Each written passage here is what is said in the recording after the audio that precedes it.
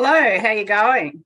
Good. You spoke at our 2001 conference and you were one of our most favourite speakers. So it's lovely that you've been able to make your time again to join us this year. Thank you very much. Well, thank you for the invitation. You're welcome. Julie will be speaking on the 12th of July at session 2, which is all about our sport environment at a time of 6:40 p.m. So we really look forward to hearing from you. And the topic, Julie, that you're actually going to be talking about is the social licence to operate and the sustainability of equestrian sports, a future focus on horse welfare. You come from a wealth of knowledge and a great background. You are currently completing through the University of Melbourne your PhD in sport horse welfare, which is a wonderful contribution. Thank you. And you have years of experience working as the Executive Officer, which is a non-for-profit organisation in Horse SA. You were the Executive Officer there for 20 years, I believe. Yes. And also now you are the Animal Emergency Incident Management Network, ANZ. What a mouthful, Julie. And that's all about developing and sharing these strong connections with veterinarians and emergency first responders and developing that international collaboration. Yes. So what a contributor you are to our sport and horse welfare. Thank you. So, Julie, I have a couple of questions for you. Julie, you've been talking about this topic, social licence to operate, for some time now. Is it relevant within equestrian or are we done with it? Well, thank you for asking. Yes, I have been talking about this for some time. Now, social licence was first mentioned in an article I wrote in this context with Paul McGreevy, which was actually edited by Kirley Thompson, who you've also got presenting at this conference. And that was back in 2016. So that was 7 years ago.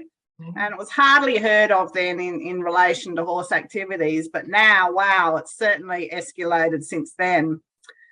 Yes, it remains relevant, and not only for horse welfare in the context of equestrianism, but also like environmental sustainability as well.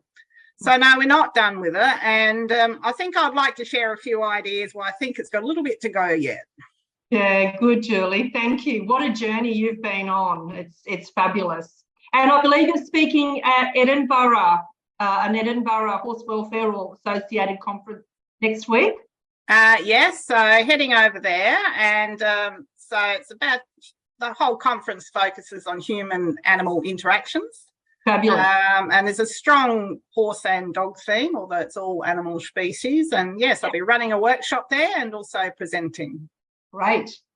So, Julie, have you got any updates re your future horse projects and some comments about what we are actually doing well, because that's a lot of your research, but can you tell us about, are we doing some things well? Yes, I'll provide some updates. We ran a survey with this PhD in 2021, and the question we primarily asked was what was working well in relation to horse activity. So what do people think worked well for horse welfare? Which seems a strange way of going about it, but it's the first part of a two-part process, because the next part we ask, well, what can we do better? So I'll update people on that first part, and amazingly, amongst all the different horse-related activities, we actually did find some common ground. Awesome. Well, that's about that collective and collaboration approach, isn't it? That's excellent. And I think another thing, Julie, you know, there's a new buzzword around health, safety, and welfare of horses, and that's safeguarding.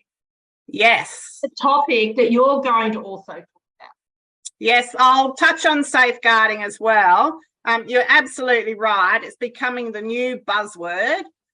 Most people will be familiar with safeguarding in relation to child-safe sport environments. Yes. And you have that in equestrian as well.